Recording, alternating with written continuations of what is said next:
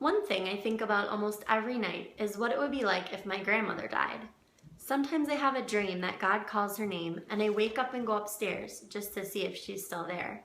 I might act bad around her and get mad at her, but deep down I love my grandmother. It's just that I can't show it. Telling someone you love them is soft, and if they see you're soft in the projects, it's like a shark seeing blood. They're going to attack. A couple of days later, I interviewed my mother. Her name is also June Marie Jones, but everyone has always called her Tucci. She's 33 years old and has 3 children, 2 girls and me. What are some of your achievements in life?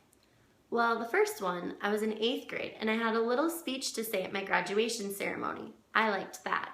Then I worked for the government on several occasions, but lost the job due to illness, and having my children was an accomplishment. What are you doing now? I'm more or less recuperating from an illness. It's a slow recuperation, but when I feel better, the doctor says that I can look for a position back with the government. What do you think of your mother? I think she's beautiful and well-informed.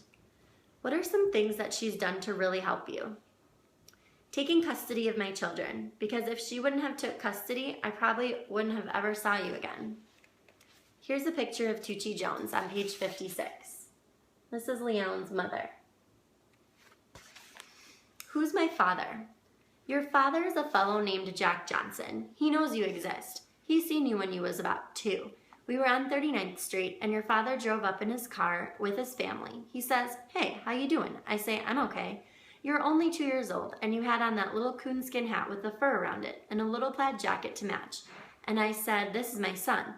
He didn't say nothing and just drove off. So the next time I seen him was in '84. I said, "Did I ever tell you that you had a son?" He said, "No."